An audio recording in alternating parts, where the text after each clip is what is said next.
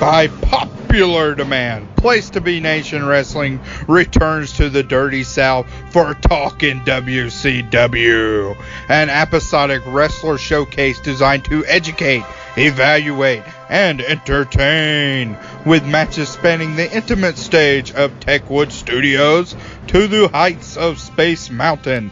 Talk'n WCW presents the best, worst, and most surreal offerings from World Championship Wrestling. So cast your gaze to the Turnertron with hosts Jennifer Smith, Tim Capel, and Greg Phillips. Welcome to Talk'n WCW. My name is Jennifer Smith. I'm here with my wonderful co-host, the Booker T to my Stevie Ray, Tim Capel. How are you? Doing pretty good, Big Stevie, and we've got our manager extraordinaire, Sister Sherri, with us as well. So let's get her in here. Yeah. That's a great Sherri. Yeah, I have no. Very good. But nonetheless, Yeah. I am here. Indeed, it's good to join you, you gentlemen and lady, once more after one of our patented hiatus. I was going to say it. I was trying to look and see when the last one of these we did was, and I think November maybe.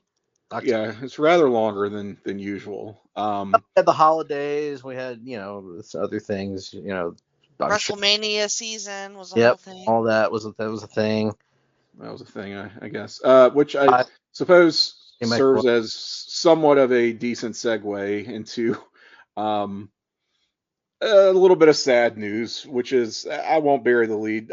This is going to be our last episode of Talk'n WCW, if not forever, for now.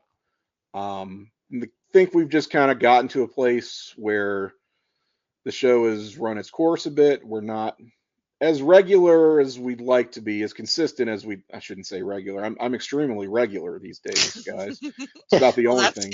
That makes one of us. Oh, well, I'm sorry to hear it.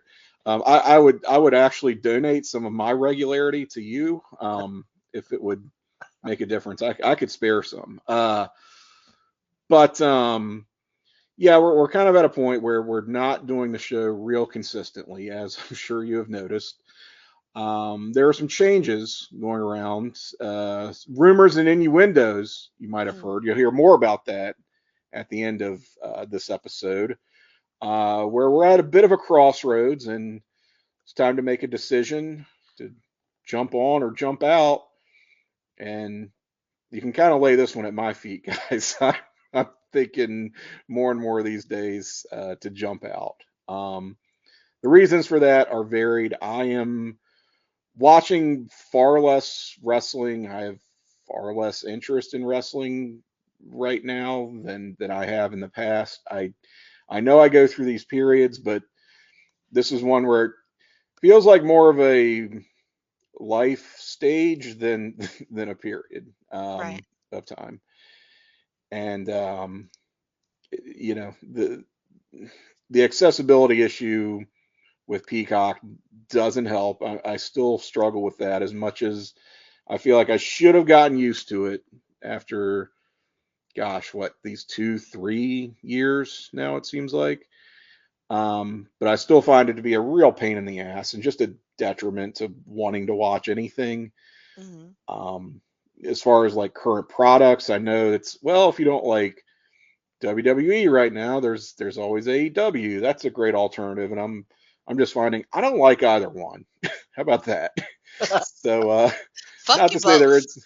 Fuck you both, yeah. So not to say there isn't wrestling out there that I could or would enjoy, but it's just not really a regular part of my life these days anymore, and that's sort of extended to older stuff too. I still love talking to you guys. Still have fun with this podcast and all the podcasts I do, but it's just time to refocus on some of the other podcasts and other interests I have to try to make those as best as they can possibly be as podcasts, and we'll see how that goes. So kind of downshifting here out of wrestling and on to other things. So that's where I'm at. Sorry to do it to you, but wanted to be honest at least and upfront and not leave folks hanging.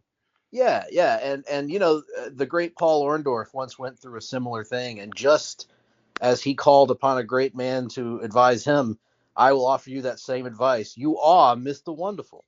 You are Mr. Wonderful. You are I Mr. am Wonderful. Miss Wonderful. You are Mr. Wonderful. That's it. You've got it. Well, that really cheered me up. Thank you. I feel very inspired now, Well, but not enough to keep doing the show. Sorry. I certainly am, sad to see it go, but it has been harder and harder to schedule things, and totally understand your lack of interest. So, I mean, to me, if you're not having fun and into it, then it's not going to be what you want to do, and I would never, want you to do anything you don't want to do. So, I totally understand and get it, and I'm super proud of this show. We've had a lot of Me great too. episodes, and Well, I think it's been a labor of love. We have definitely. we started the show with the intention, or at least from my end, I wanted us to shed like a positive light on WCW, which has been perpetually defecated on for the last 20 years. And I actually think that we succeeded in that. I think that we, showed people a lot of cool matches, a lot of cool characters, a lot of cool, maybe different perspectives on some things that had been dumped on in the past online that maybe weren't as bad as people made them out to be. Some things that were funny bad, some things that were great. And I do think, I don't know if you guys agree, I feel like the general online tenor about WCW is a lot more positive now than it used to be. I think people look more fondly upon the good things rather than simply just pointing out the bad all the time. Mm-hmm. So I'm not saying we had anything to do with that. I'm just saying I don't think the show is quite as maybe necessary as it was when we started it, when, I think WCW had a negative reputation for so long. And hopefully, if anybody listened to our show, hopefully y'all got a few things out of here to realize that this company and the wrestlers that were in this company in particular, they did good work, and they made a lot of people happy. So I'm happy with the show. Hate to see it go, but totally understand the reasoning. And, I'll always enjoy talking to you too. Yeah, and not to say we have an enormous back catalog of episodes, but this is more than a cup of coffee. We've been doing this for a minute. 33 episodes by my count. Yeah, and I want to say started in 2018. Is that right? 2018 I don't or have 2019? the date of that first one, but yeah, it was somewhere around in there. Yeah. And so for me, this is, the end of just about, 8 continuous years of WCW podcasting, going back to my first show that I did, first regular podcast that I ever did, Survey Says, which started in like the fall of 2016. So it's not like we haven't been at it for a good while. We kind of have, the good thing is we hit pretty much, I think, all of the major players, right? There might be some guys that we didn't get to, but like I think for the most part, we were able to sort of hone in on all of the biggest names and the people that were the biggest difference makers in WCW. And even if we didn't get an individual, we were able to talk about the cruiserweight division and some of the war games and some of the gimmick pay-per-views and stuff like that, and also hit the major stars and the mid-card acts and stuff like that. So at least we're not overstaying our welcome to the point where we're doing an entire episode on disco. Sure. We were gonna get there eventually. Oh yeah. Oddly enough, I think I know which of his matches I would have picked, but it's neither here nor there. I'm not even gonna front about that. I can't lie. I know he's a weirdo and everything, but like when I was in 1999, I loved Disco Inferno. I thought he was funny. Oh my god. He had his moments. Yeah. So I don't know. One day I might have something original. I feel like I have to say again about WCW or wrestling in general. But now is not that time. So we're gonna move on, keep it moving with this show. This last episode here, send it out. Going out with a bang, I'd like to think. And in style, we promised you Harlem Heat, and that's who we've got on tap. So, whose pick was this? I don't even remember. This was mine. This was Yeah. I wanted to shed a little light on WCW's most decorated tag team. Certainly not the most legendary with the Steiners and people like that, but certainly the most decorated team that was around. That's funny. Yeah, you don't think about they are the most decorated, but not necessarily everyone's favorite or their most famous, as he said. Yeah, but I think they joined WCW in '93, and they were there from the start of that run to the end of the company, and a large portion of that teaming together. So, wanted to focus on them and show a little love to the tag division, because that's, as some people might know, tag wrestling is my favorite, always has been, and so I always try to focus on the tag teams when we get a chance. Awesome. Yeah, they started in '93, and gosh, they were going by what, Kane and Cole at the time, right? Yep. And they were in the that '93 War Games, which infamous for the Shockmasters. Very star-studded, debut. I knew it was gonna happen. I told you. So there's that. But they would go on to greater prominence, certainly as Harlem Heat shortly thereafter. But I think, Greg, you had our first chronological match pick, which is from July 1st, July 1st, 1996, Monday Nitro, and this Cap Center in Landover. I took note of. Good old I'm glad you did, because I completely forgot the name of the city that it was in, but Landover, Maryland, site of a legendary Flair and Steamboat match. This was not that. However, I could have picked one of dozens of matches that the Harlem Heat and Steiners had against each other, most of them on Nitro randomly. And they were all good. Like, I can't think of any that were just stinkers or whatever. So I picked this one, kind of at random of them. And it follows, based on commentary, a match they had the previous week where Harlem Heat had beaten the Steiners. As Larry Zbyszko notes on commentary, they just caught him. They caught him. And it's catch as catch can, and they caught him. And won the tag titles, or retained them, one or the other. And now they are indeed carrying around newly crowned champions, with going into this Nitro, having won them just a week before. And a couple of things to note about this contest. On commentary, this may have been the very first use of the term New World Order, as Larry Zbyszko says that at Bash at the Beach there will be a New World Order in professional wrestling. Mm-hmm. So interesting foreshadowing there. Yeah. And some Steiners and Harlem Heat, if you've ever seen these guys work together, you know what this is going to be. It's going to be physical. It's going to be explosive. It's going to be probably about 10 minutes, and that's about what we get here. And they're throwing bombs right from the gate. The Steiners kind of control the match early. Rick and Scott wearing their awesome, colorful attire. Harlem Heat looking badass as always, with the wonderful Sherri in their corner. We've talked about Sherri, I feel like, many times on this show, and she's a great performer. And in this case, I think Robert Parker, he comes out later. Yeah, all right. So he comes out at ringside, and they mention that Sherri may be on the other end of the phone. That at various points you see Booker T on the old school '96 cell phone, making his way out, and same with Rob Parker. So she was very much affiliated, and yeah, they were making a big deal about the fact that she was going to be managing this tag team now, or at least it seemed to be headed in that direction. While they already had Colonel Parker in their corner.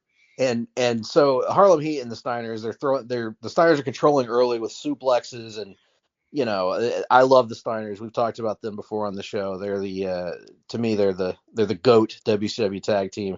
But Harlem Heat's right there for him. And anytime you see anybody throw Stevie Ray around, it's impressive because that is a big that is a big dude. And Scott Steiner is almost effortlessly throwing him at times. The crowd is molten hot for the Steiners. And as another thing you notice in Steiner matches is they were over as hell as a tag team. But man, every time Rick tags in, those woofs from the crowd are just overwhelming. They love the dog-faced gremlin. And the when Harlem Heat takes over on the Steiners, unlike some teams, I really buy it when they take over because the Steiners are so physical that when a weak tag team would take over on them, it was almost like it would almost take me out of the match because I'm like, I don't buy that. Like, I don't believe that Ricky Morton could get an advantage on Scott Steiner. But then these dudes are big. These Japanese young boys are not getting over on the Steiners. It's like, your role. Come on. So both of the Harlem Heat guys are big and tough, and Booker is a sensational worker even in 1996. He's providing the motion, the action, the movement, and the match keeps at a pretty furious pace. They are just throwing big bombs at each other the whole match. They go to commercial, they come back, and Steiner lines and butterfly power bombs and Harlem side kicks and mafia kicks as Tony mafia kick, commentary, which unfortunately Dusty's not there to say this ain't got nothing to do with the mafia. Kick that man Sadly. in the bush. So they're killing each other, and culmination of the match, Rick comes in the ring, gives the bulldog off the top rope, but doesn't decide to go for a cover. Instead, he tags Scott in. Scott hoists one of the Harlem Heat onto his shoulders. Rick goes up to give the bulldog again, and this time the referee's distracted. Parker gets on the apron, smashes Rick in the back, knocks him off the top rope, and the Harlem Heat pick up the win and retain their tag team titles. Heel Heat, of course, for Booker and Stevie.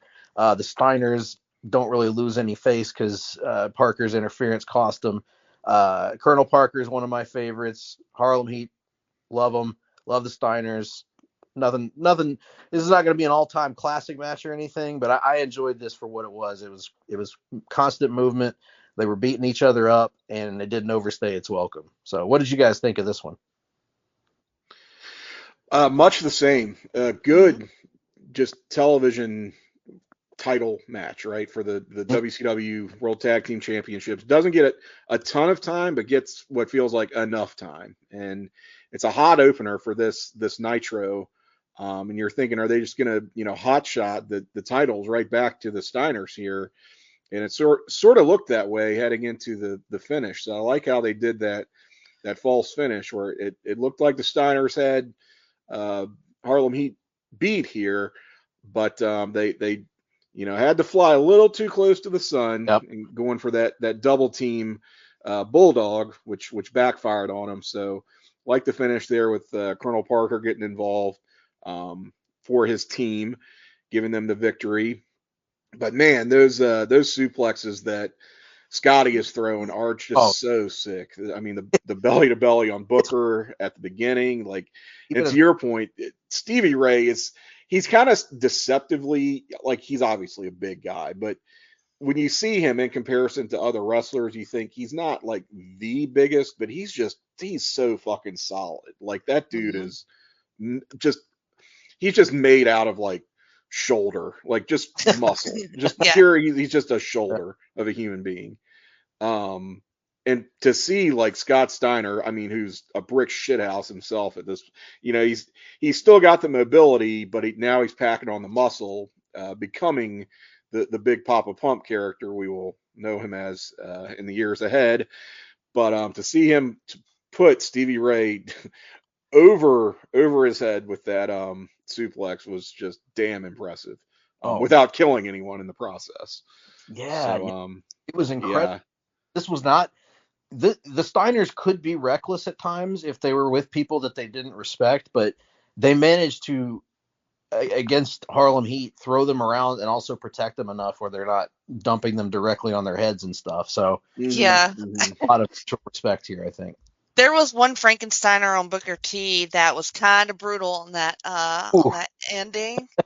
The way that he landed, I was like, oh shit, really. But he ended up not being a legal man. There was a lot of tagging and then not tagging going on in the match, and then the ref seemed confused, and then I was confused about who was actually going to win this. But so many suplexes, that was so great. Like just just these big dudes picking each other, and they both did it. A lot of cool teamwork on Harlem Heat side as well.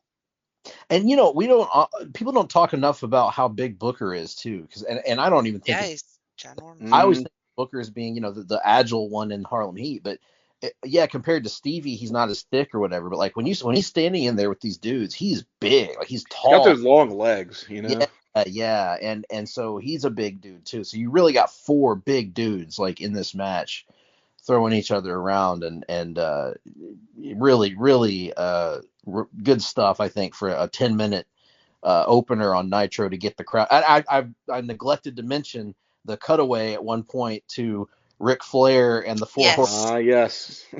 At the little table they have set up. The VIP section. Yeah. I always love that about these early great. Nitros. It's so funny how Ric Flair is presented as like the biggest star on the roster, right? Like he's out there, VIP section, getting this like very prestige treatment, and to know like he was not paid like that anywhere near like the top of the WCW payroll is. Believe me, if you don't believe me, I'll tell you. They didn't pay me enough. I told Eric, I said, you need to be paying me more. Eric said, go fuck yourself. So I did. And then I got go Pete fuck yourself. I'm already fucked. Y'all see the video of him at the pizza place? Yes. Yep. That was embarrassing. No. Yeah. Rick is a little bit bulletproof, but he did say some not great things. So he used to be bulletproof. I feel like for a long time he was, and now like I don't know. It's armor's wearing thin. It's wearing you want to go outside and talk, pal? Oh man. So, all right, good pick, Greg. I always like these teams. I think they match up super well together. And this one, a little bit under the radar since it's not a pay-per-view. So I enjoyed it a great deal. This was, I don't know if you guys would agree, and if you've watched these era of Nitro a lot, but like that summer of '96 had some really good Nitros. Like obviously the NWO stuff, but even leading up to it, like it felt like they've breezed by and they had all these cool random matches that would happen, And yeah, you'd have your occasional like, high voltage versus somebody or something, but like, I thought they were just fun, like the Flair and the Horsemen going around and spending all of Savage's money and all that. There were a lot of fun little subplots going on, and they started to build a little momentum, and then of course the NWO shows up and it's like everything changes. Yeah, turns into turbo mode, but this was a fun summer.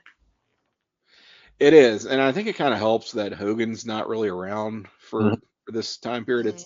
It's that like between ultra babyface Hulkamania mode Hulk Hogan and Hollywood Hogan, right? Yeah, and it works pretty well. It's just making good use of the talent that they did have.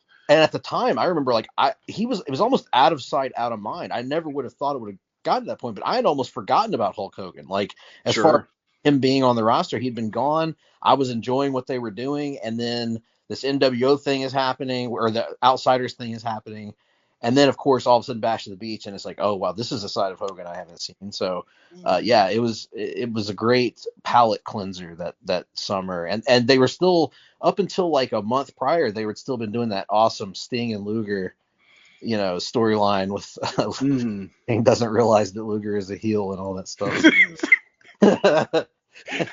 I like that interpretation. Sting just doesn't realize that his best friend's a heel.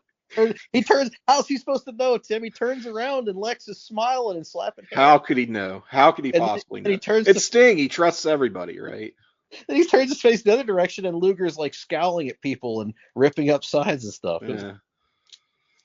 Exactly. Well, speaking of pay-per-views, we do have a pay-per-view match as our next choice, and I believe that was yours, Jennifer Smith. I believe so. It was from October of '96. What did you pick?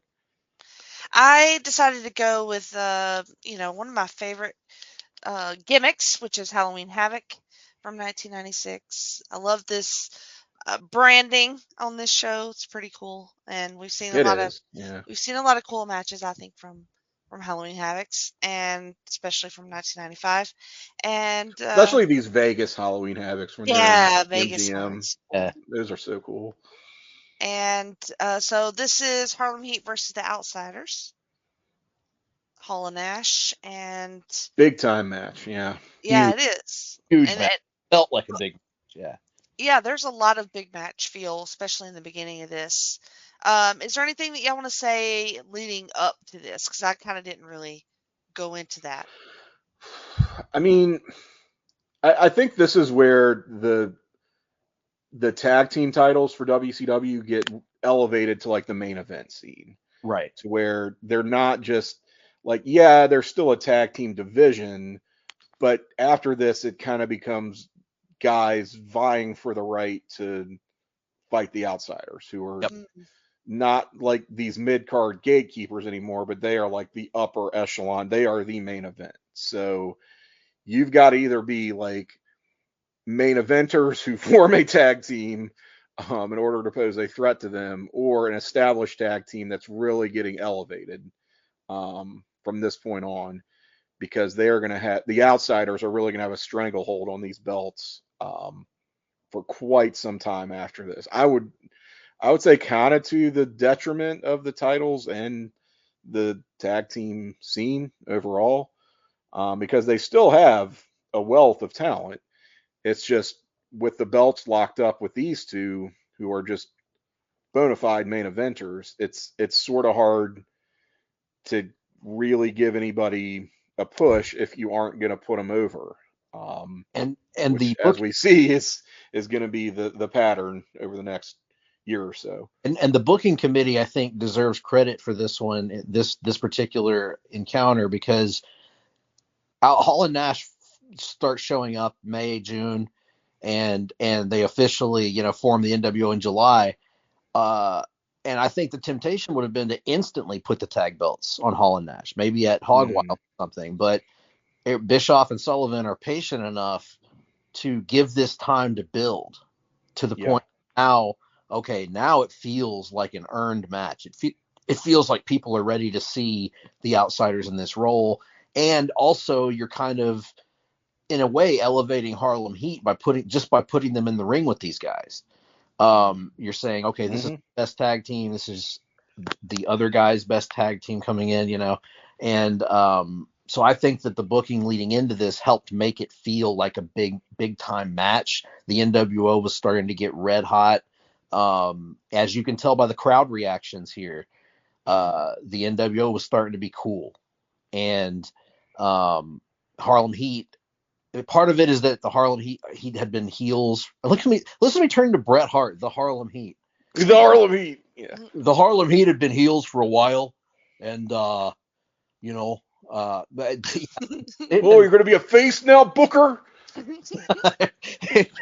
They've been heels for a while, and so I think if it had been the Steiners, the crowd reaction may not have been quite so pro NWO, but this crowd is red hot for the NWO, and especially Hall and Nash. And it creates a really kind of fun dynamic. One of the few times you see, in some ways, the Outsiders work as baby faces in this match, just because the crowd kind of forces their hand a little bit. And yet Harlem Heat still gets a chance to have, big spots and stuff. So, but that's kind of the background, I think, was building up to this. And to Tim's point, this would sort of set the stage for the next 2 years of the tag division. And one could argue, with the exception of early '99, the tag division was really never the same again, because it became the Outsiders division, and then after the Outsiders left the division, it was kind of that dead period where you had Sting and Giant, and you had Rick Steiner and Kenny Chaos, which I think was the bottom of the barrel of the. You're just all over high voltage tonight. And so it was a rough go to rebuild the tag division, but nonetheless, it's a huge landmark match in WCW's history, and I think the real and a fun in-ring match, because Hall and Nash didn't get to have a lot of those really, and this one was a lot of fun for them as a tag team. I think it does look like they're having fun. I'm not gonna lie, because they really get into some shit in this match.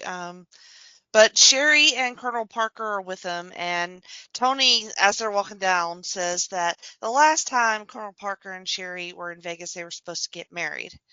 And I was like, wait, what? Yes, they quite the torrid romance. Yes, you want to tackle this one, Tim? I don't know that I can. These are the stories that I want to hear. Yeah. They sort of they were at odds with each other for a while, right? And then they sort of but didn't he have the thing with Medusa? Yeah, but Colonel Parker. Yeah, that was what was that? They're giving that him love angles on this fucking show. Yeah, so he had a fling with Sherri, and they became co-managers. Yes. However, at one point, I believe he had like a fascination with Medusa, and Sherri got jealous, put him in the doghouse. All right, yeah. And then he spent like months trying to win Sherri's love back or whatever. Right, which all this had to be built on his reputation, right? I mean, for having a giant cock. The jump rope, yeah. Big hog. Or high key big hog, I guess. Right. So I they mean, had the ill-fated. Sherri. I mean, she has needs, you guys. She has needs. The Jump Rope Academy was ups. Oh Lord. Yeah, so that didn't come off, but they are sort of like reunited here, right? Okay. And if anything, like they even make the point on commentary that Harlem Heat is a little bit overloaded with managerial talent. Yeah. And one of them needs to be the quarterback, the other one needs to take a powder, right? And it seems like Sherri's got Dusty's vote. He says Colonel Parker needs to hit the bricks. I would choose her over him too. I would have to, and she's also in a very awesome Elvira style cosplay. Yes, which is fitting. Colonel Parker only looks like he's wearing a Halloween costume, but Halloween is every day for him. The Foghorn Leghorn of WCW. What are you gonna do with him exactly? So we get Dusty on commentary along with Bobby and Tony, which is great. The best combination. Yes. And a lot of stalling to start. Scott Hall throws his toothpick or spits. Throws or spits. There's a spitting spot as well later, but throws his toothpick in Booker T's face. And then at the beginning there seems to be like even commentary talks about a disturbance in the crowd. So you see a lot of people like looking away from the match, and I feel the wrestlers were feeling that as well. So they were kind of like, all right, I'm not sure what's happening over there. Maybe a fight or something in the crowd. Yeah, they were distracted for a good while. Yeah, it was a minute. Yeah, and I thought Tony did a good job on commentary playing it up that it was an NWO fan and a WCW fan getting into it. Right, which I mean, I don't know, this just struck me as overall a kind of rough crowd. Like, it kind of was. I don't know if it's a Vegas thing or again just a WCW thing where they were much more known for crowd interference, let's say, than WWF, especially at this time. Oh yeah. In some ways, I mean, I know that they would pounce on those dudes immediately and throw them out, but I feel like they kind of encouraged it at the same time. Really? Yeah, I think they liked it as like a heat magnet sort of deal. It was like they didn't want anybody to get hurt, but at the same time, like, just picture all the trash filling up in the ring and the drinks getting thrown at guys. Like, look at all this garbage in the ring. Garbage. And I mean, you would get thrown out for shit like that, but visually, It's pretty it cool. it gets some heat, big time. Mhm. So I mean, I don't think they shied away from it. And I don't know, just this crowd seems on another level, big time. Plus, So they you've got the people who are actively cheering the outsiders, which mhm. the NWO by and large did not have like the cool heel heat thing going for them at this point. They were out and out heels. I mean, Yeah. throughout the country. So this is very much an exception. And Hall and Nash are not doing the like, too sweeting the fans thing like they would do later on coming to the ring. Mm-mm. But when the Yeah. crowd starts chanting Razor, or when the crowd starts chanting Diesel, they do kind of play into it a little bit. With Nash does the little Diesel fist raise, Yeah. So All right, so they kind of start out with that kind of awkward, slow kind of beginning. With Booker T and Hall, they do some arm twisting, some kicks and punches. Booker T knocks Hall out of the ring, and Stevie Ray and Sherri kind of kick him around a little bit on the side. And then comes the little spit spot. So that Hall just spits on Stevie Ray, and the tags Nash right in. Yes. Which was kind of dirty, but kind of hilarious. Hall attacks with forearms over into the corner, and then Stevie Ray knocks Nash down and spits over in Hall's directions while he pounds Nash over yeah, again. I like that. I like him getting it back. Yeah, Yeah. I mean, that was really good. Sherri takes advantage of the moment to rake the eyes as she's standing there in the corner. Um, Booker T comes in and gets a scissor kick and then tags Stevie Ray back in. A lot of tagging in and out. Hall back in, works and tags Booker T back in. Booker T sent into the ropes, smacked by Nash and onto the apron, and then eats a big clothesline from Hall for a very close 2 count. Almost a 3 count, I think. Nash in gets the big boot to the face and smashes him in the corner. Another clothesline by Hall when the ref's back is turned and the outsiders tag again. The whole time you can hear Sherri just yelling, "Break his arm!" or "Take his eyes out!" She has that very distinctive voice that carries across the way. Um, and then Sherri gets up on the apron, and then Hall kind of like he kind of like takes his hand and gathers all the sweat like on his body and like flicks it at her. Yeah. Never seen anybody Nice. do that. Well, Sherri does not like it and slaps him in the face. You've never gathered the sweat off of your body and He just kind of like flung it at someone? rubbed his body and flicked her with the sweat. Like, that's gross, man. This is Sherri. Show some respect. But then she smacks him really good, so that helps. And then Hall grabs her and kisses her for a huge pop. Yeah, the crowd loved that spot. She freaks out. Sherri might have too. Yeah. Well, yeah. And It is then Scott Hall. Tony says Colonel Parker is going to come out of his suit for that. They're all freaking out and selling it on the sidelines. Meanwhile, Hall eats a spin wheel kick from Booker T. Hall grabs a sleeper hold, and then Booker grabs one. Hall escapes and crotches Booker T on the top rope, and then gets 2 off that. Then a very mid-cold tag to Stevie Ray, who goes to work, cleans house a little bit. Stevie Ray throws Hall into Nash. They hit the Harlem Hangover on Hall. Oh yeah, Mm. awesome. That was pretty great. Dude, with that freaking press slam from Stevie Ray, where he picked up Scott Hall and threw him into Nash, I've never seen anybody throw Scott Hall like that. Yeah, that was awesome. Yeah. Hell. Well, I'm surprised Hall laid down for the Harlem Hangover, because there's no way your face doesn't get crushed taking that move. I mean, it's a move I honestly don't know that I've ever seen it done, and the guy on the bottom doesn't just eat shit from it. Like, yeah, exactly. I mean, he's definitely landed. Booker has landed that more awkwardly sometimes than others, but even when he executes it quote unquote properly, yeah, you are going to eat shit Especially to like some extent. the knee brace, Oh man, yeah, God. But Hall, he was game for it, surprisingly. So they hit the Harlem Hangover, and this is where it gets a little weird. Colonel Parker comes in while the ref is distracted because he is distracted by checking on Booker T instead of counting because Stevie Ray had Hall covered after that move. And then the ref goes to check on Booker T. I'm like, where's the ref going? Right. He's covering him.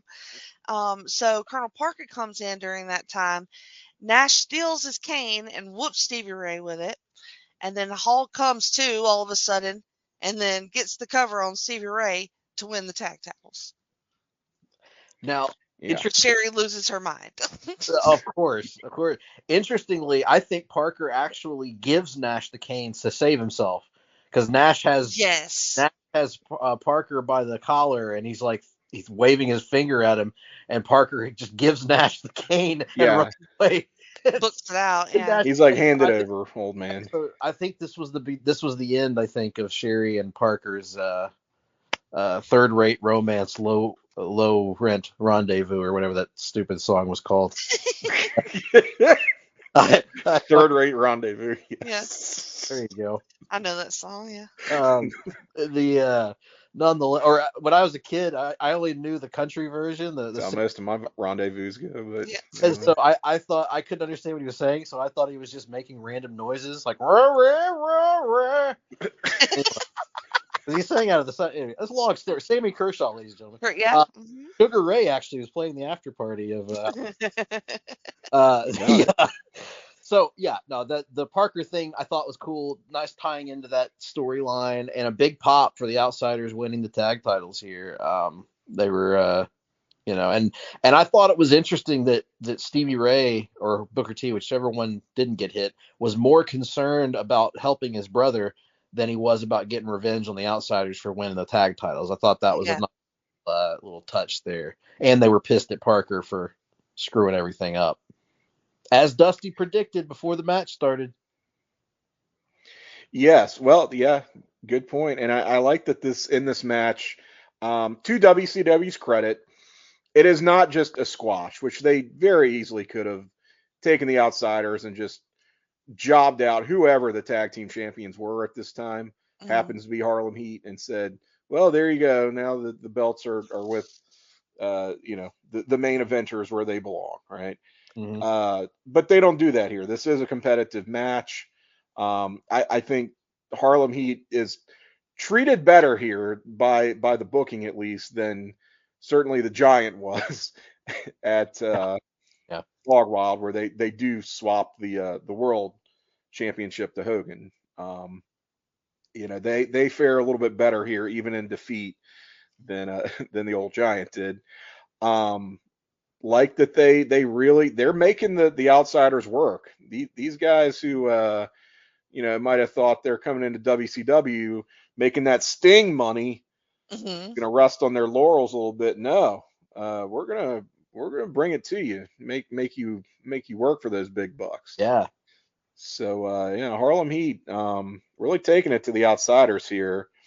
Nice build the way this match is paced. It starts off, stalling start to the match, and then it kind of goes from just slow, not a lot happening, to almost that epic match feel. I don't think it quite gets there, but yeah, it falls short a little bit. Yeah, it has that kind of build to it, though. I do think the finish hurts it. I think that was quite a bit weak with Jenny, as you described. Booker is the one who hits the move. Why is the referee checking on him when there's a pin? Yeah. And it's just, the cane. If the weapon coming into play, I get it, but come on, we couldn't see a power bomb. We couldn't see a razor's edge. Give me something. Yeah, that was the one thing. Like, if I didn't have a problem with the cane aspect, but then after that, I thought giving the guy the chance to kick out of that, and then Hall gets up and hits him with the edge or something would have been a nice ending to the match. But it did feel like I mean, that had to be the most powerful cane strike in the history of wrestling. Right. Right. And it's just Yeah. a weak visual, Mhm. and I know by design it's to put heat on the outsiders, right? But the way Hall kind of just flops over, throws an arm over Stevie, and Mhm. that's it. That's your anticlimactic finish. Which, I mean, if you're gonna screw the Harlem Heat, if you're No, gonna screw them over, if you're gonna screw the champions over, fine, so be it. But let's be a little bit more spectacular about it in our finish, I guess. you never liked So working with Stevie Ray, but the Booker T was good. the Booker T was, yeah, the outstanding worker. Uh, yeah, so that's where the kind of typical NWO bullshit feels like it starts to intrude, is that finish. But otherwise, surprisingly competitive, solid match here from these teams. Yeah, I was going to say what I like about this is that it was not the outsiders match that we would go to know a few years later. Like this was them actually working hard and putting on a pretty good, a solid story, well laid out, told in the match. I liked the bumping. I mean, Scott Hall going up for that press slam was no small thing. I mean, that's something that he probably wouldn't have done even a year later. Mhm. When Hall and Nash were both kind of a little bit in cruise matches, but not here. Yeah. And I appreciated that they were working hard and they were bumping for Harlem Heat. And to their credit, I think Harlem Heat were there for this match. They were not getting overwhelmed by being in there with this level of star power, and so it was an effective match, and I think set the stage for the NWO's sort of across the board hostile takeover. They already had the world title, now they have the tag titles, and they've got a referee in their pocket with Jenny's beloved Nick Patrick, and so they're really taking the whole over at this point. They are, and they've got the big money backer in Ted DiBiase as well. I think it was mentioned that, did they say Six had at least taken possession of the U.S. title at some point? Like, he wasn't the champion, but he stole it or something like Stole that. it. Yeah. Possession's 9/10 of the law, Shivani. Yeah. So all right, well that's gonna wrap up that championship reign for Harlem Heat. But they're still going to remain in the tag team scene, of course, going into 1997. And that's going to bring us to my match pick, which I'm just going to say outright, this is my favorite Harlem Heat match. It sure is fun. Shamelessly, this is my favorite of their tag team matches. I'm much more of a Booker T guy, right? Like when I got into WCW, was really started watching religiously in the late 90s. That was when the team, they hadn't really broken up, but Stevie was on the shelf for whatever reason, and Booker was being pushed for the first time as a singles star and pushed pretty decently. So I got into him like right away, and I mean I knew that the tag team existed, but I hadn't seen a lot of their stuff. I wouldn't actually see their work as a team until later. But when I first saw this match, I was like, oh wow, this is something special. It's almost an version of their the concession stand. Yeah. It is, yeah, in a lot of ways. Call back to that. It's not as good as that though.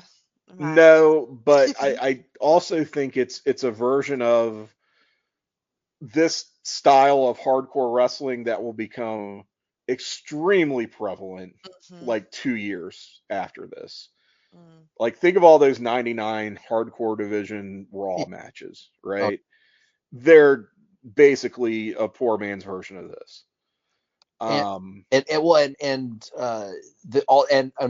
can't leave out the commentary is fucking amazing. My God, yes. Next level, yeah. Yes. That's really what makes this match, in all honesty, is the commentary. And a lot of just you can't watch this match on mute. A lot of matches, it's like, well, the sign of a great match, you can watch it on mute, and it's just, well, This No. is not going to be that. You Mm-mm. need to hear these weapon shots. You need to hear Dusty marking out. You need Yes. to hear Bobby Heenan completely losing his mind, can't even regain his composure because he's laughing hysterically, One of the only cackling. I've heard Bobby Heenan cackling on commentary. Right. He's just dead. He's like, He can't even get his one-liners in. He No. is just overcome with. there's a stretch in this match where Tony Schiavone doesn't say a word for like over a minute. Mhm. It's silent because Bobby. Corpse. Yeah. So how do you even call this one? It's okay. So it's 1997. It's uncensored. We're uncensored. We've done a lot of matches from this program We from have. over the years. I think it's the I'd show say. pay-per-view maybe. Yeah, kind of our signature show is uncensored. As it should be. Yeah. This one is from March 16th. Again, 97. North Charleston Coliseum, Charleston, South Carolina. Weird venue for this, but I feel like it always is. And it is a Texas tornado match. Harlem Heat versus the Public Enemy. So no tags are necessary in this. Notably, it is also no disqualification, as will become abundantly clear. It is not, however, falls count anywhere, which is important. Mm-hmm. But this thing starts off. Trash cans get thrown into the ring just right away, immediately after the bell, and Harlem Heat just goes to work on Flyboy, Rocco Rock, and Johnny Grunge. Rocco and Booker, they spill out of the ring pretty much right away, and somehow or another a frying pan comes into play. I don't know where it was. It in one of the trash cans? I don't know. But Rocco's working Booker over with that plunder.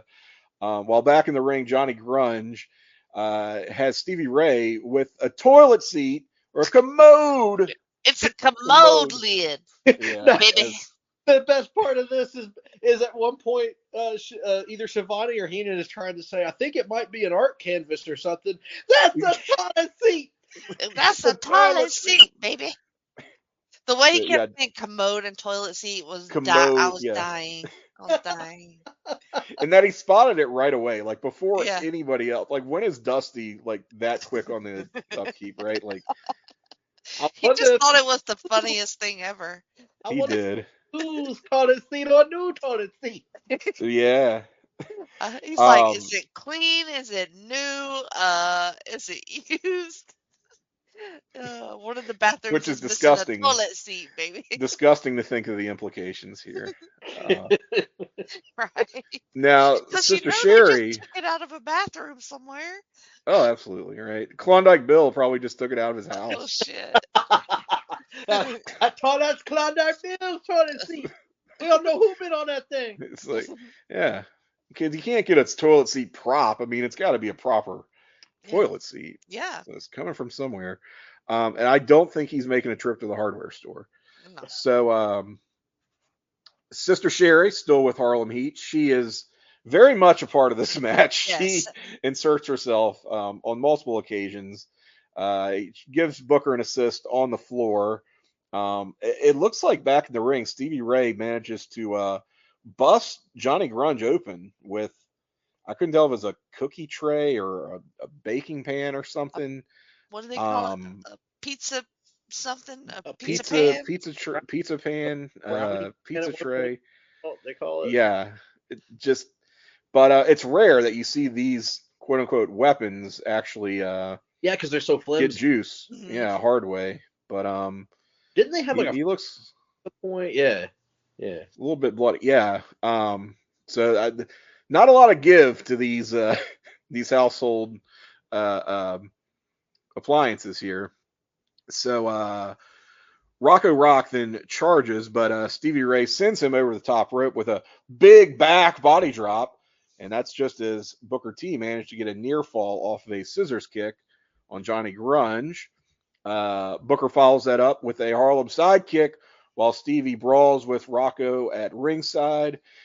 Johnny then takes Booker down with a swinging neck breaker, which I point out only because it is the Public Enemy's only conventional wrestling hold in this entire match. Yes, it is. Rocket Rock Club Stevie, rather, with, again, a baking pan, as it is called. Bobby Heenan on commentary says, "Who's the referee in there? Martha Stewart?" And he's corrected by Dusty. This completely took me out. Corrected by Dusty. "No, it's Betty White." And I'm like, Betty White? Betty I White. think they're They mean thinking of Betty Crocker. Yes. And that just They they just died let it laughing go. after that. Yeah, Yeah. as did I. Me too. So I'm losing it now as well. Booker blocks a shot from the commode from Rocco, but then he just gets his skull cracked with the trash can by Johnny Grunge.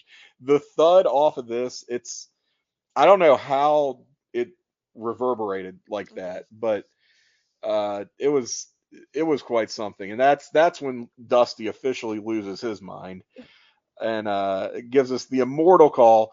"He laid his old tight ass out." And then apologizes for saying it and then says it again. Rocco then wraps the toilet seat, the commode, around Booker T's neck, and Dusty and Bobby continue to just lose it. Commentary has given up at this point. Everybody ends up on the outside, leads to a triple team on Rocco by the Harlem Heat and Sherri now. Sherri is choking Rocco with the camera cable. That Johnny was so Grunge cool. finally, she's just, holding nothing back. Johnny makes a save with more trash can shots. We head back to the ring with Booker and Rocco, but not for long because Booker crotches Rocco Rock on the top rope, sends him back outside for more punishment. But we get a funny spot where Sherri accidentally hits Stevie with a trash can, but he totally just no-sells it. Yeah, he did. Acts like, hey, shit happens, right? I don't know how she missed. He was holding him right in front of her face. And I thought, was that a turn? Is Sherri turning on the Harlem Heat? But then he no sold it. So I was like, I guess not. Yes. Although she looks like she's got a smear of a smidge of something on her face, and I'm like, is Don't she she busted open always? here, or is this makeup, or I think it's just Sherri. Everybody finally takes it back to the ring, where here's where we get some pizza tray action, some cookie sheet based offense coming into play as well. Dusty exclaims, "That ain't no 2 count," just expressing total incredulity that anyone would even just try to win this match, right? Like, what do you mean it's a 2 count? What do you mean it's a count? What do you mean there's a finish coming up here? Usually this is the part of the match where Dusty says, "Right now he might try to uncle him." Yes. The Harlem Heat use a rocket launcher, sort of Midnight Express style, on Rocco Rock, and that looks to finish. But Johnny Grunge makes the save for his partner. Booker goes up for a Harlem sidekick, but gets hung up in the ropes and clotheslined out. Public Enemy sets Stevie Ray up on a table on the outside, and they put him through it with the drive-by, which is one of the more ridiculous double team tag team finishers, but that is their signature awesome. spot. Yeah. How about it? Got their shit in. What do you want? But because it's not falls count anywhere, they can't finish. But it's not falls count anywhere. They can't pin him on the outside. So it's Booker T back in the ring, squaring up with Rocco. And at this point, Jeff Jarrett, of all people, because we have to get a Jeff Jarrett appearance, runs out. Yeah, so he's going to be a distraction here, which allows Mongo McMichael, also of the Horsemen, to run in, nails Rocco with the Halliburton. Halliburton briefcase, of course. Booker capitalizes on that with the Harlem Hangover. He nicely done. Rocco Rock's face with this thing. Yes. Yeah, he did. Again, you're just going to eat shit on this. That is enough to give Harlem Heat the win. Exhaustive match, but spectacular, just ahead of its time.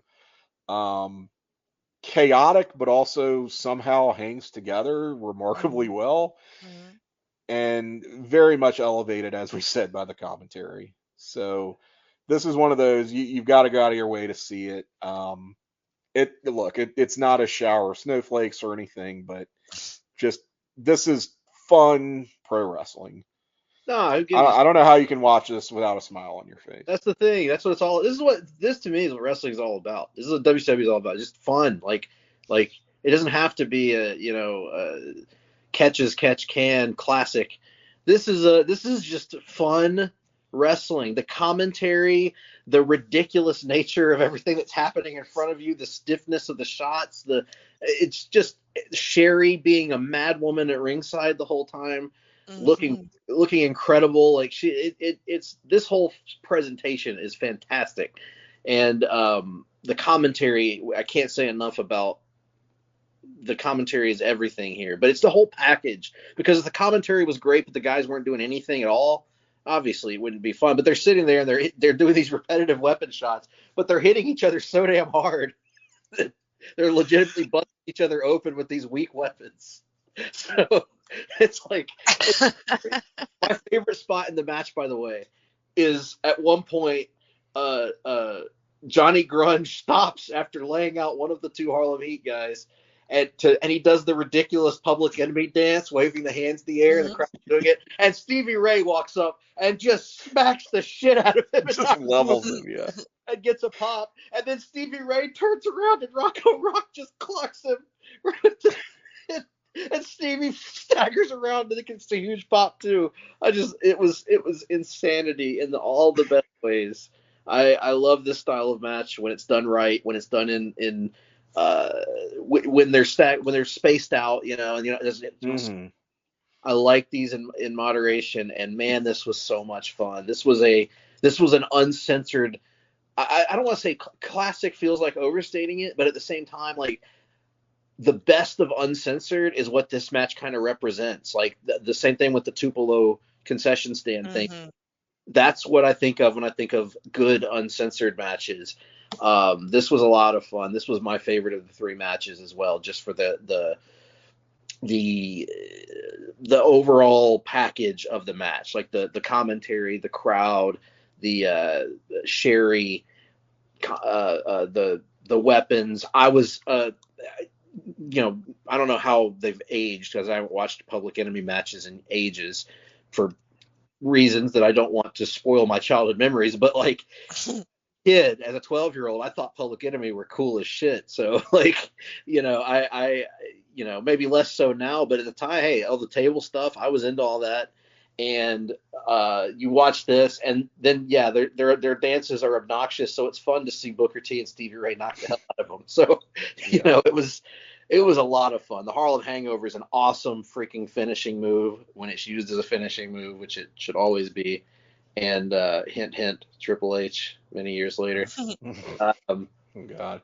yeah, this match ruled. I thought I loved every second of it. And if there's one lasting message that I can leave with people that have listened to this podcast, it's anybody that you ever read online or anybody that's ever told you that Dusty Rhodes was bad on commentary is full of shit. Oh yeah, for Yeah. sure.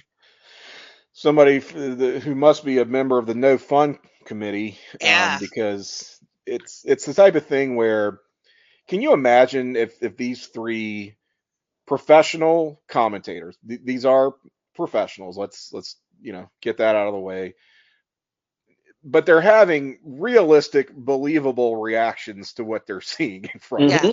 them. As much as they are um, being rather unprofessional, who in their right mind could keep it together watching this unfold? So just Yeah. imagine these three, like, being produced, like having somebody in there going, oh, you can't say that, you can't react that way, you can't sell it like that. Like, that would be so much faker in Absolutely. terms of like the Mhm. presentation of a worked wrestling match than what they're actually doing here, which is pretty much having the same amount of enthusiasm, the same types of reactions that you and I would, that anyone off the street would in Right. watching something like this.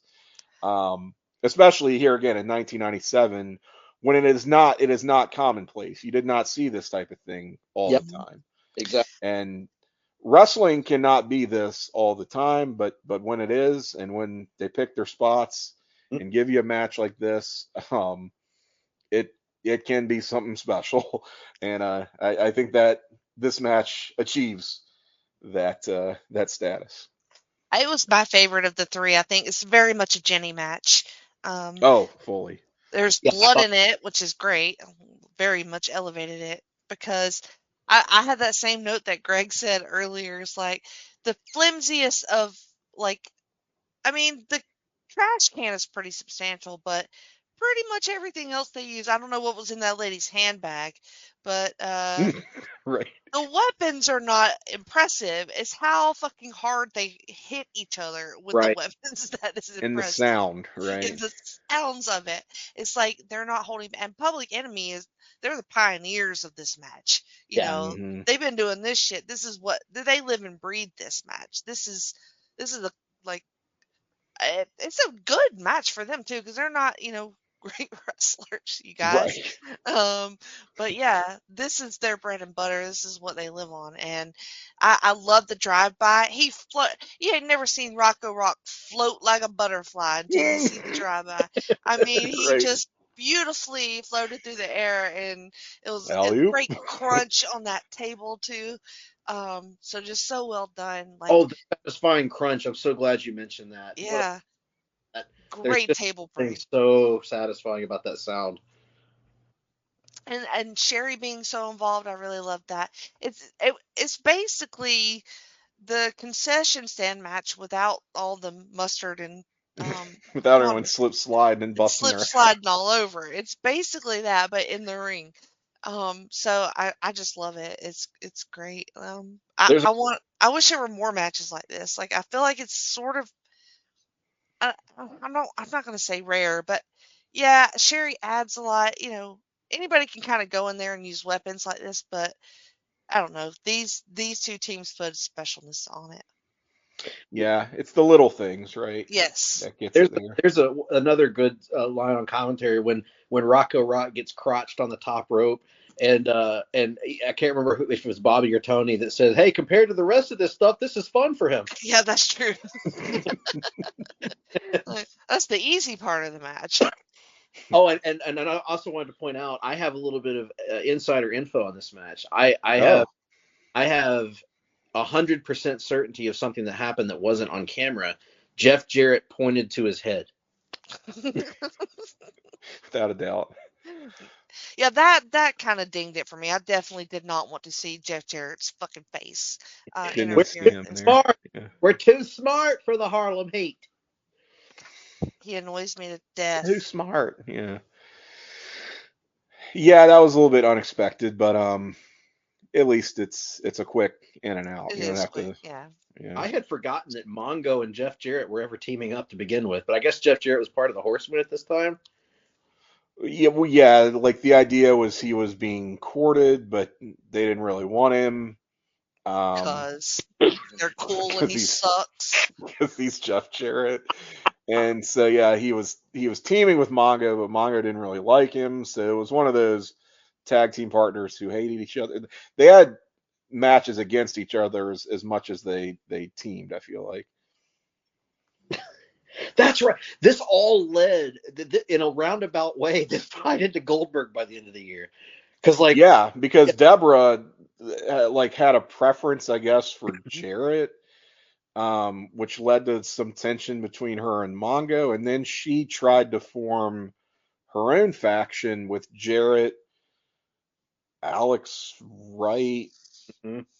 I think Mongo was a part of that, and that's when he started feuding with Goldberg, um, for football reasons, right?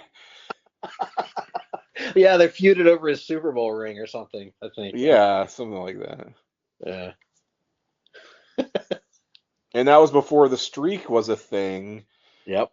but like they never actually pinned Goldberg at any point, so it was like It seemed like they were using Goldberg as just a new like power guy, but he wasn't necessarily the next big thing. Like they Right. hadn't figured out they were going to give him the monster push yet. Yeah, So it was a weird period of time for him. they wrestled at like Halloween Havoc that year, I think, or maybe even Starrcade. I can't I remember. think it's Starrcade. Yeah. Yeah, and it was after that Goldberg becomes Goldberg. But really, Yep. but yeah, this was all so fun. This match was um, the kind, like, again, it can't, the whole show can't be this, but when this is in the context of the serious stuff around it, it works so wonderfully. And yeah, I think this very well may have been the apex of Harlem Heat in turn, and they had some other really good matches too, some of them along this vein, but it's hard for me to imagine one that was more fun than this. And that's why I like them as a team. They're more versatile than they get credit for. They can do this Mhm. kind of garbagey brawling style. They can hang in there with, power offense guys like the Steiners throwing bombs. Or they can work main event style like with, the Outsiders, as we saw at Halloween Havoc. With Colonel Parker as heels, they can do the old school Southern heel formula, right? Very heat seeking for a team called Harlem Heat. And they can do face and peril, I feel like pretty Yeah, well too when they're baby faces. and So just well-rounded tag team, these and guys. speaking from the kids' perspective, again, from when I was young back then, like I always liked Harlem Heat because I always loved tag team wrestling because my dad did, and I always loved the teams that had the cool tandem moves. My favorite team was the Rockers, and I loved the Steiner Brothers and Hart Foundation, teams like that, Road War. But I loved Harlem Heat because they had some really cool tag team moves. We didn't get to see many of them, unfortunately, in these matches, but they had the Heat Seeker that you're talking about that was like Stevie would lift the guy up on his shoulders and Booker would come off the top with the missile drop kick. With the missile drop kick. Yeah, that's a Yeah, sweet move. the Heat Bomb, I think it was called, which was a power bomb where Booker comes off with a leg drop from the top rope. Had some really cool tandem offense and cool finishers that really seemed like finishers. And so, yeah, I was a pretty big fan of the Harlem Heat pretty early in their run in WCW. So I'm glad we got around to doing them because it was a very important tag team for WCW and launched one of WCW's best original creation wrestlers in Booker T. So yeah, one of their biggest success stories. Yep. A fitting way to end the show, you guys. Indeed. I think so. That's how we do it. That's how it's done. And I didn't one for the books. And we managed to end this episode, and I didn't even reference Barry Windham whacking off in a hotel room. So, well, that's a victory. Okay. Well, if you want to hear more about Greg mentioning that, you can always dip back into the archives, go back and listen to past episodes. We've pretty much, like we said, covered the greats and a lot of different topics and different shows. So, those are always available. So evergreen. Yep. Absolutely. They will be on Place to Be. Always, hopefully. So, find them there. And the whole time we've been talking, I'm like, how are we going to end the show? Right. It's bittersweet, and I was afraid I would get emotional. Imagine that. Imagine. Well, and all good things must come to an end. I believe Abraham Lincoln said that in the course of dropping the NWA championship to Pootsmont. In fact, is a little inside baseball for you guys. But as things come to an end, so too does hope spring eternal, Jenny, because there is something new spinning out of this world of Place B Nation wrestling. And did you want to say a few words about what exactly that is? Yeah, there's a new feed coming. It's people that you know and love, shows that you know and love, and also some new content. It is called the Backbone Wrestling Network, and Mm. it will feature kind of a mashup of shows that were on Place to Be and shows that were on North South Connection. So some of them that are Which aren't moving, going anywhere, by the way. Both of those yeah, still going to be doing their yeah, thing, just still borrowed a doing. little from this, a little from that, and something in between, something new as well. The main people behind that feed are Sean Kidd and Logan Crosland and Matt Souza, Jacob Williams and Scott Shiflett. So they all do a bunch of shows on different places to, in different iterations. So they wanted to just bring everything kind of together so they can Yeah. kind of more efficiently get their stuff out and schedule it and stuff like that. And there's a lot of room. There's a lot of room for everybody. And the new Gen on a Mission is going to be moving over there from North South Connection, as is Linking Up Luchas, which is a show that I'm on. And I don't have the entire list in front of me, but there will be new shows. God bless them. There's one, a Russo focused show. There is a Vince Russo if you still need your WCW fix, Yeah. It never happened, bro. well, we wish it never happened, but sadly it did. And it seems like Scott Shiflett is willing to take that journey into Vince Russo's WCW. So Yep. that will be some new programming you can look forward to on the Backbone Wrestling Network. Hopefully, someone does my obscure Vince Russo as a guest on Steve Austin's podcast impression. Oh, wow. Steve, bro, Steve, bro. Nobody with a Southern accent, bro, ever got over. What about me? I got a Southern accent. You have a Texas accent, bro. Totally different. What about Arn Anderson? Arn has an Arn accent. This could be your return to podcasting, Greg. It should be. It should be. I would listen to a whole podcast if you just doing that. Yeah. Steve. Steve, bro. So hopefully that's coming soon to the Backbone as well. But they're on Twitter, and so you can follow them on there. I should have it pulled up, but I don't as well. But you can find them, and that will all be starting mid-May, Okay. and so pretty soon in relation to this show. So just Mhm. follow them and support them. It's people that we've all been listening to, for years. And You're probably listening to a show that, statistically speaking, at least one of them does already. yeah, Because they do a lot of shows they collectively. do. Yes. And it's a lot of good stuff, and it covers a lot of different topics. And I'm excited for them, and I think it'll go well. The only other thing I have to promote is myself. So Yeah. I'll do that with the Jenny position still on North-South Connection on Wednesdays. I do a show called Talking Docs where we review documentaries. And then the X-Men podcast is Exposition.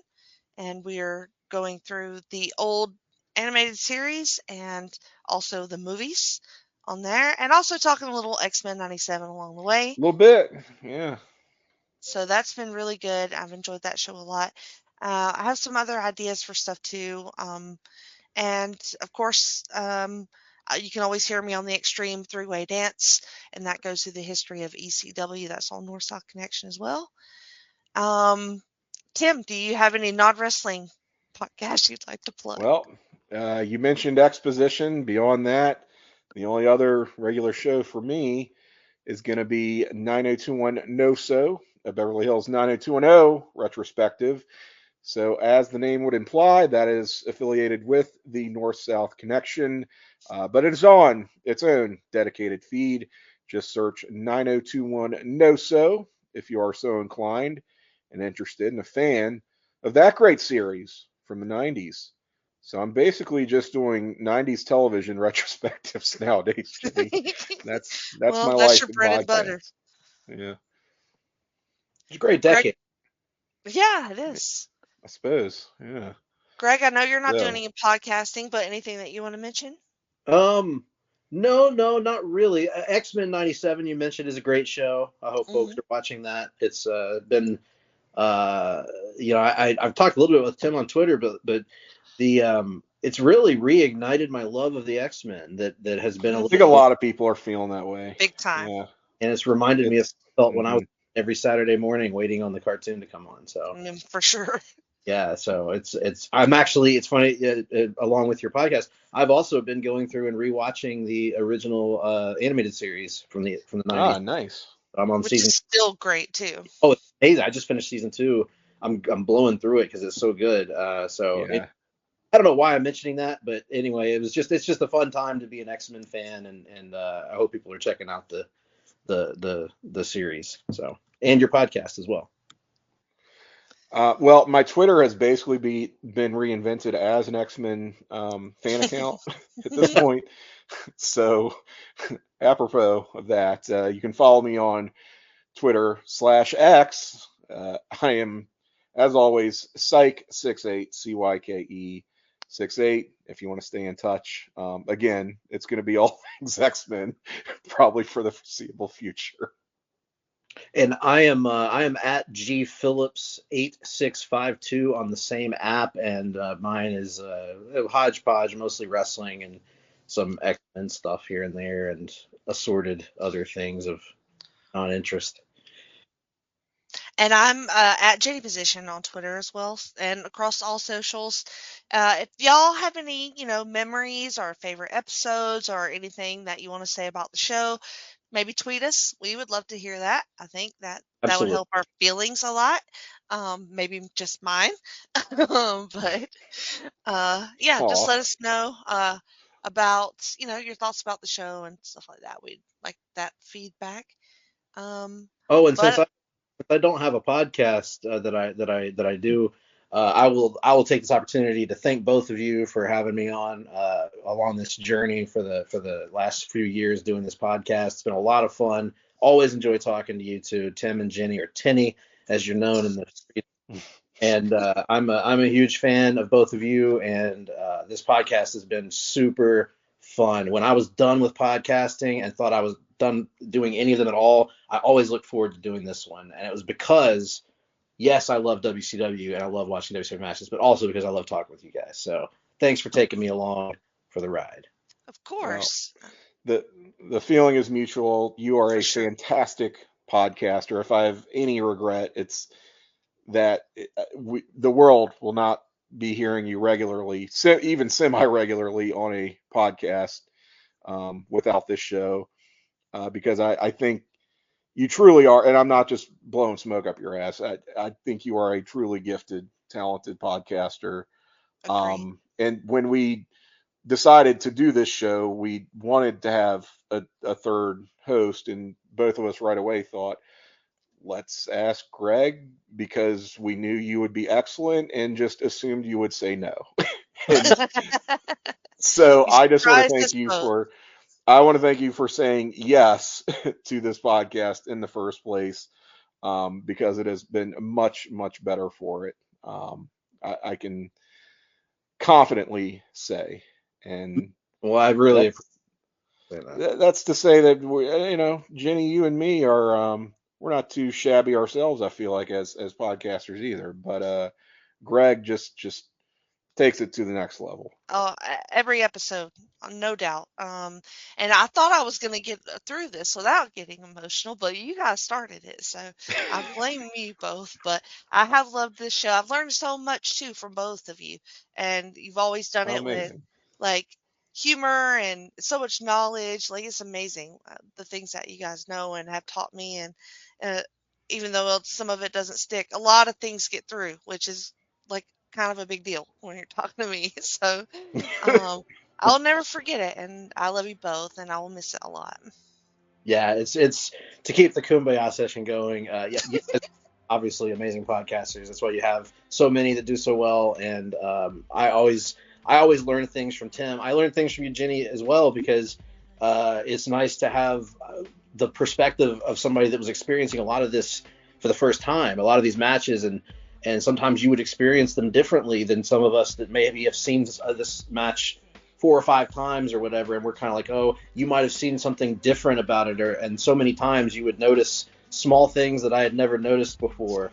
So it was a great experience all around, and I think that hopefully, like I said at the beginning, I hope that we were able to give people a little taste of the good side of WCW, the stuff that maybe didn't get talked about on the wrestling blogs for many years. So, this was a labor of love, and I'm going to miss doing it, but you guys are awesome, and I am happy that you guys are going to have plenty of chances to show the world your brilliance moving forward. Okay, with that, I'm going to wrap us up and sign us off for Talking WCW. Thank you so much for listening for so many years, and we will not see you next time.